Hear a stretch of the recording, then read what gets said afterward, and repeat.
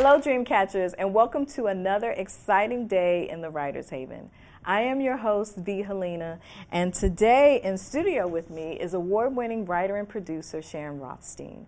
Sharyn has written and produced a number of shows for television and stage, including episodes of the award-winning television series Suits and several award-winning plays, among them By the Water, All the Days, Landladies, and Tell Me I'm Not Crazy. Her play Right to Be Forgotten makes its world premiere at Arena Stage this fall, and we are happy to have her here to talk about this project and other notable accomplishments. Join me in welcoming writer, producer, playwright Sharyn Rothstein. Welcome to the Haven, Sharyn. Thank you. So glad you were able to join us. Tell us about the world premiere of your play, Right to Be Forgotten. Yeah, it's pretty exciting. I started working on this play about 5 years ago. It follows the story of a young man who is now in his late 20s, but when he was in high school, he made some terrible mistakes. And those mistakes are all over the internet. Mm-hmm. Some of what's on there is true and some of what's on there is not true. And it's basically haunted his whole life. And in the play, he wants to have it removed from the search engines, mm-hmm. which if you live in Europe, you have the right to do. It's called the right to be forgotten. But we in the United States don't have that right. And a lot of experts think we'll never have that because of our First Amendment rights. Mm-hmm. And like a lot of my plays, it started with a question I didn't have the answer to, and I still don't have the answer. I don't know what the right thing is. I don't know whether we should be able to remove information about ourselves from the internet or not. And I certainly don't know who should get to make that decision, whether it's tech companies or individuals or government. Mm-hmm. And so the more I thought about it, the deeper I went down the rabbit hole of all of these philosophical questions. And I spoke to a lot of experts, and slowly this play came together, and I shared it with Arena Stage, I think about a year ago, and they were really excited about it. Mm-hmm. And I'm so thrilled that it's getting its premiere at Arena, both because Arena is such an amazing theater, but also because to have it in Washington, D.C. at a time when our government is seriously grappling with questions about tech regulation and privacy feels like the perfect setting for it. Absolutely. And I know that you have a background like in sociology and things like that. So do many of your plays just have that tinge, that theme that is so important to you in terms of the social responsibility that all of us have in this community? Definitely.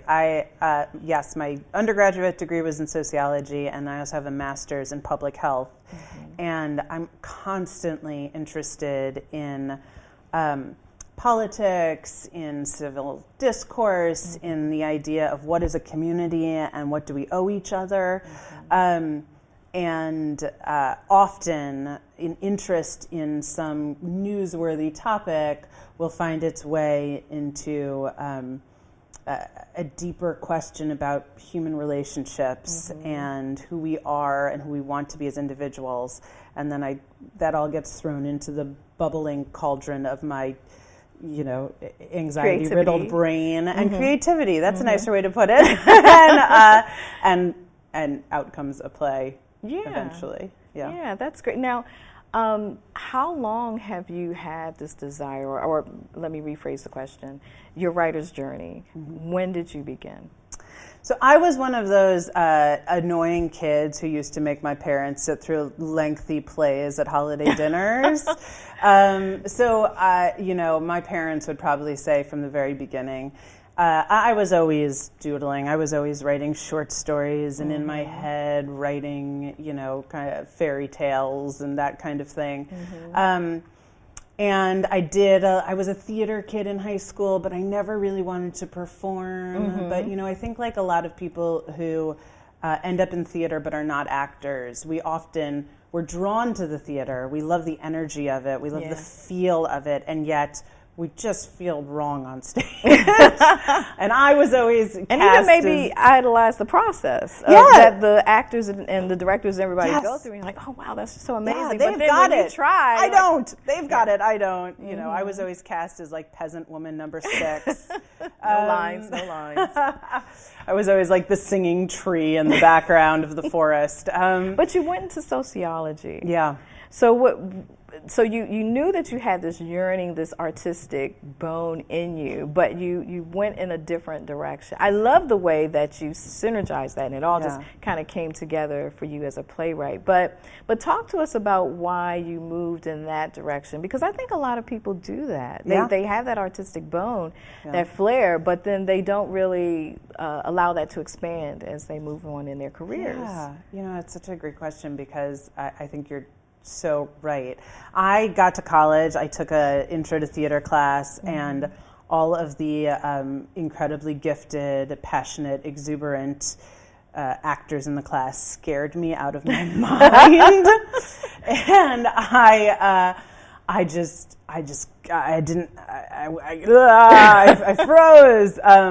And so I started taking other classes and felt that sociology, with its exploration of the world around us, really kind of unleashed my imagination.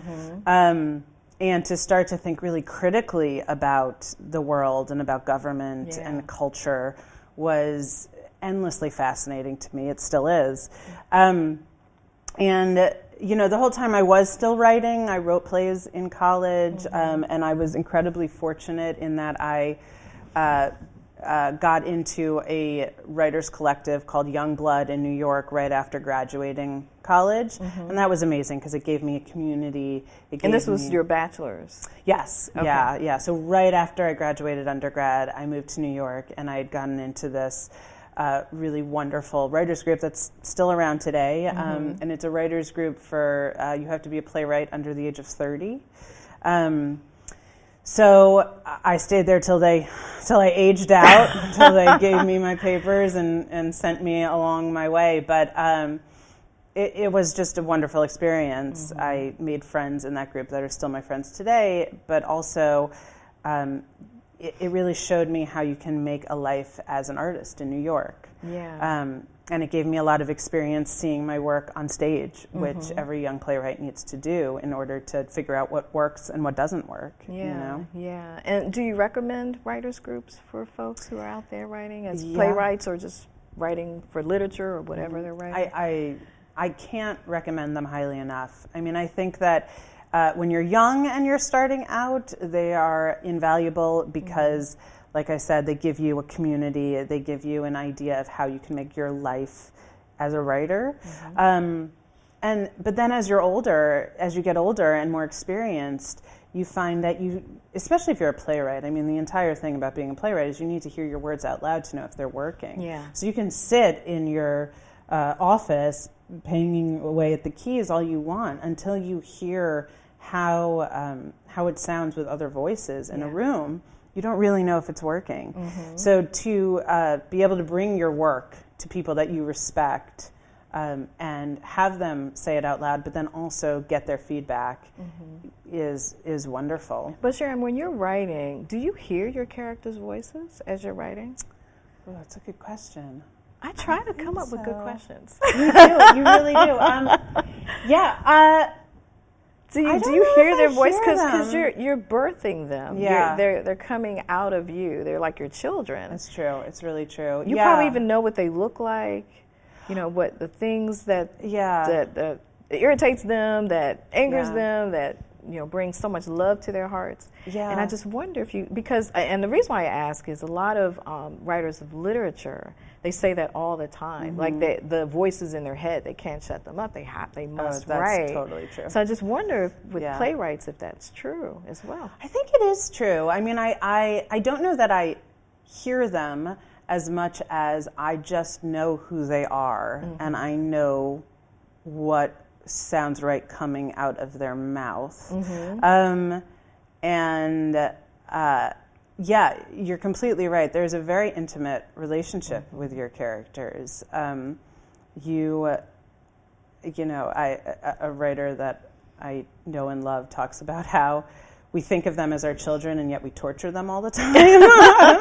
And it's really true. You know, I mean, a good play is going to torture its characters a little. They have to go through hell in order for it to be worth watching in a way. So it's just a really interesting relationship you have with your characters. But they are completely alive and they are completely three-dimensional.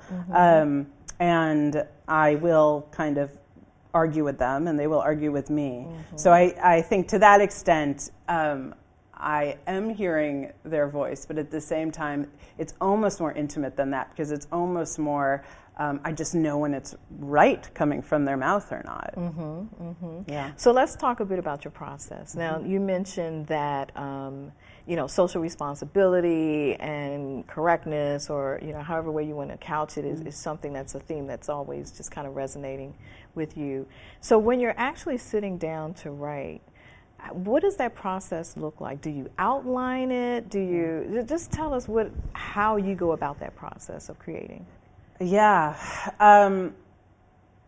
It starts with coffee. That's important. It starts with an excessive amount of coffee.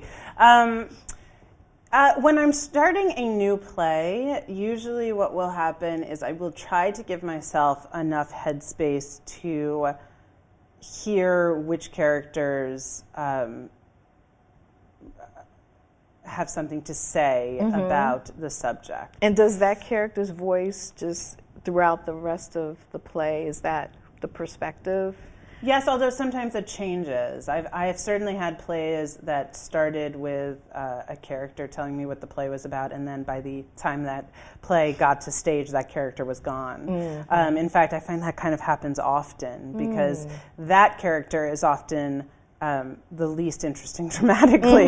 Maybe like a narrator type versus a character that has something invested in the story. So often that will happen. You know, for instance, Right to be Forgotten, I think the first scene I wrote for this play was a scene between Daryl, who is the young man who wants to get his past off of the internet, and his roommate who's telling him, you need to go, you need to fight, you need to do this, you need to do that. That roommate is long gone. And basically everything that the roommate was telling him to do now makes up the structure of the play. So, you know, often I will try to give myself some time and space to just scribble lines, thoughts I'm having, and then often I'll also start doing more research. I'll just start reading and reading. It all depends on whether I'm up against a deadline or not.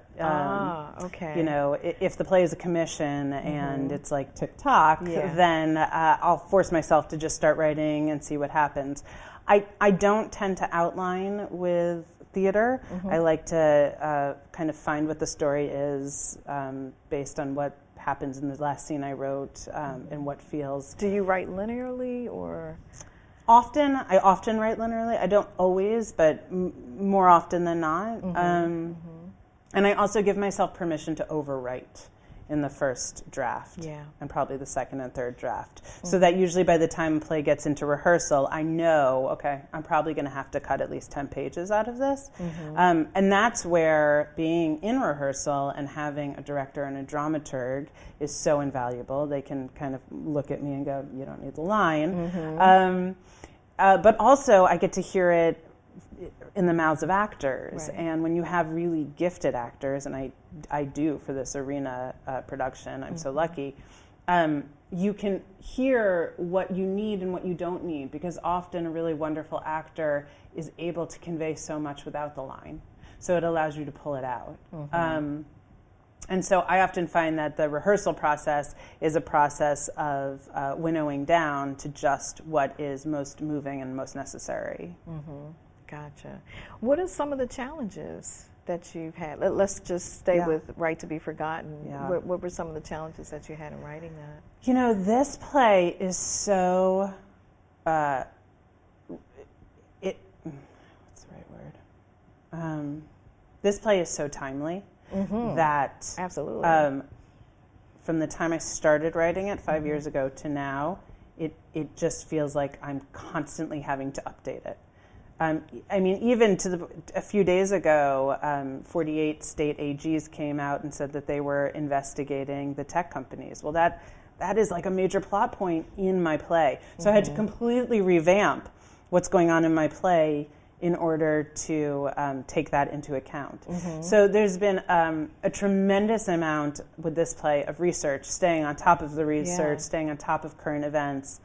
And, when I started the play 5 years ago, which was before the 2016 election, a lot of people were not talking about or really aware of some of the more nefarious effects of,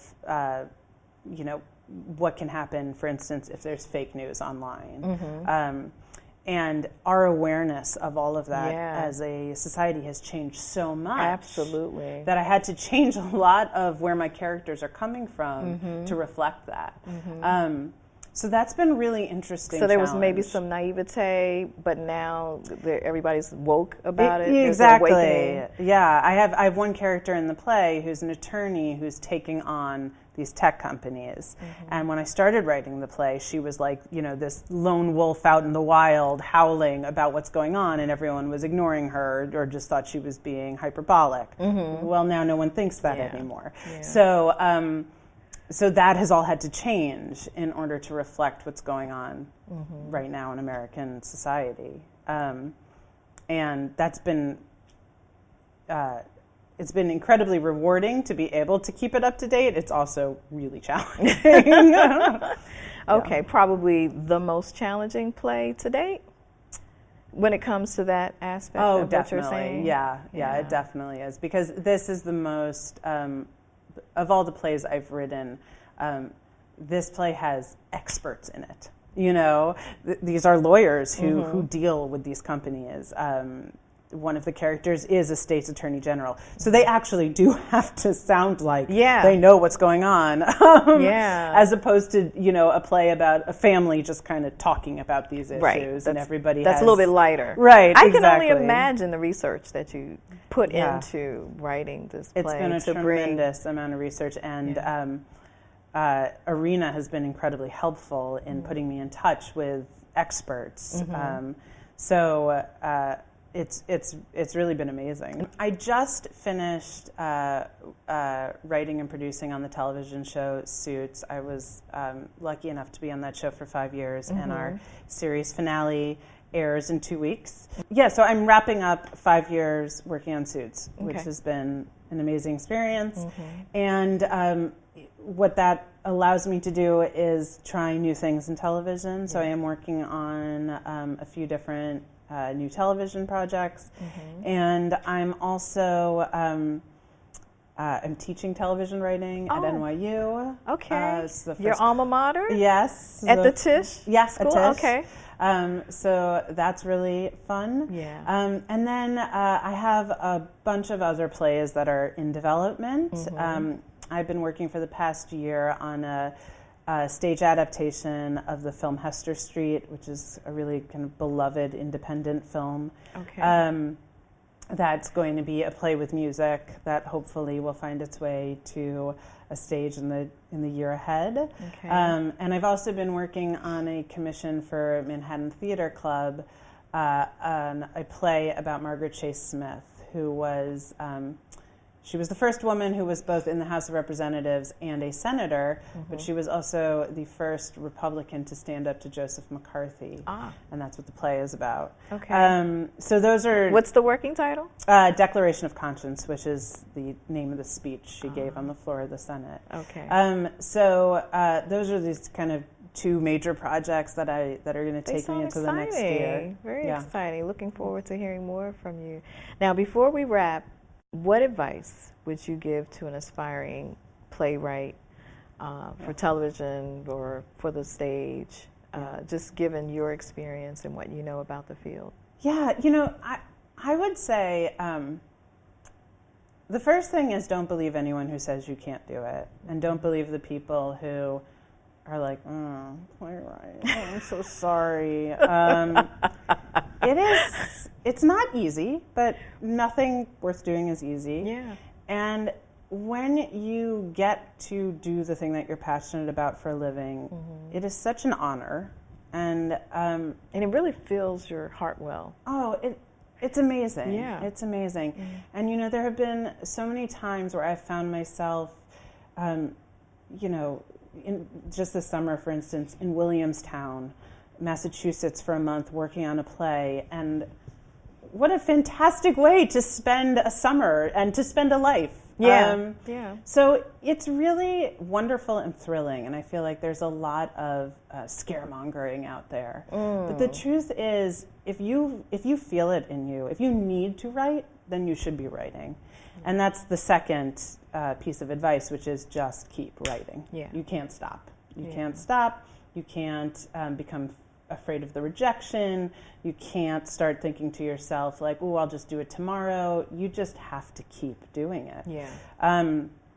And, you know, obviously not everyone is going to be able to make a career doing this, but there are plenty of people who do. Yeah. The entertainment industry is big. And we will always need writers. We as a society will always want to come and sit in a room together and hear stories told. So if that's in you, just keep working on it and believing in it. Yeah, and you know, I really think that the tide is changing a bit with respect to writers and creatives in general, because there was some, I can't remember, I want to say that it was one of the big magazines, maybe Fortune, that polled CEOs, and 72% of them said that they invite more creatives, is how they couched it, into their businesses, because there's definitely a place for people who can write creatively or creatively think about other ways of doing business, not just the MBAs and the accountants. Right. Sharon, who are some of the playwrights that inspire you in your work? I read a tremendous amount of plays, and I see a tremendous amount of plays, and there are playwrights, contemporary playwrights I love, Lucy Kirkwood. I love, oh God, now of course everything is just... I know, that always happens to us. Isn't that ridiculous? I don't understand where that comes from. Let's start again. There's a lot of contemporary playwrights I love. I love Lynn Nottage. I love Lucy Kirkwood. What do you love about their work? What I love about their work is how unflinching it is. I love playwrights who can nail what is funny and true in human nature, and who do not look away from it. Not apologetic. Not apologetic, but also just revealing, you know. And I tend toward, I'm always inspired by plays that are distinct in their voice, and yet their characters feel real. They're not so stylized that I can't identify who that person is. Or stereotyped. Yeah, right, that there's a real 3-dimension there. And I tend to love playwrights and plays that are investigating social issues, that are investigating political issues, that aren't afraid to write something big as opposed to something, a really small story. And, you know, I try to see as much theater as I can, and I try to read as many plays as I can. And then, of course, there's a lot of playwrights now that are writing for television. So you can see a lot of really, really good television, and you know that there's an overlap between the theater and the screen now. You know, I just try to watch as much of it as I can. Yeah. Now, how did you get into the television piece of your writing? You know, I had I got my graduate degree in television writing because I was already a playwright, and I figured if I'm, you know, if I'm going to give all of this money away, maybe I should learn a new skill. So I took a class. I took many classes in television writing, and then I continued to work as a playwright. And I had a play in New York that went pretty well, and off of that play I had a lot of meetings in LA. They call it the water bottle tour because everywhere you go, a development exec gives you the water bottle. One of those meetings went incredibly well, and I ended up meeting the showrunner for Suits, Aaron Korsh, and he said, "You can move from New York to LA in 2 weeks, right?" And I was like, "Yeah, no problem." And at the time, I had a 3-year-old and a 1-year-old, and basically within 2 weeks, I was in LA, and I'm so grateful that I was given that chance. Now you just revealed something. I love that you are balancing your career and being a mom. Yeah, sometimes I'm imbalancing it. But that's great to hear because sometimes, and people when they're thinking about careers and should I wait and before I start a family and really get involved in my creative, passionate vocation. Or is that something that I can do simultaneously? Yeah. I think, and I'm certainly not the first person to say this, but I think that being a parent and being a writer will make you so much more of an efficient writer. Your time is not your own. So I wake up really early to get writing done, and that's just kind of what you have to do. But it does. It focuses you, and look, seeing the world through a brand new perspective, it feeds you creatively, and it's a great gift. Yeah, absolutely. Kids in general just have a way of changing your perspective on life. And I can't see my floor anymore, so that changed my perspective. It's just covered in, dolls, but yeah. Well, Sharyn, thank you very, very much for joining us in the Haven. And, as I said, really, really look forward to seeing your play and seeing your vision just kind of materialize with the characters that you have empowered to tell this great story. I mean, I think that the theme is just, as you said earlier, it's on point, it's very today, and again, this is a great town to do it in. So thank you, congratulations. Thank you. And wish you much, much more success. Dreamcatchers, I know you enjoyed this episode of the Writers Haven Show. Sharyn is one of many playwrights that will appear on the show, and if you're in the Washington metropolitan area, check out the lineup of performances at Arena Stage. It's an exciting season of entertainment, so you don't want to miss it. If you're just tuning in and want to catch up on our shows, visit our website at www.writershavenshow.com to stream our shows on YouTube, iHeartRadio, iTunes, Spotify, and other platforms. You can also watch our show on any one of our 23 affiliate channels or subscribe with our newest partner, the American Legacy Network. Thanks for joining me, and until next time, catch fire on purpose.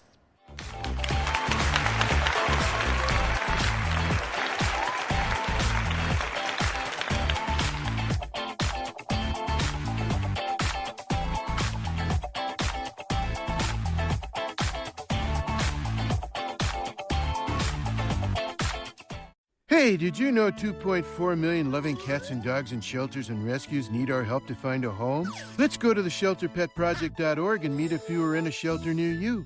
Harlow, she's one great listener who loves to hear all your stories. My kind of cat. Cerulo is a sweet, goofy boy who's eager to please. Sounds just like another dog I know. So go to theshelterpetproject.org, search your local shelters and rescues, and go for a cuddle with your next best friend. Adopt.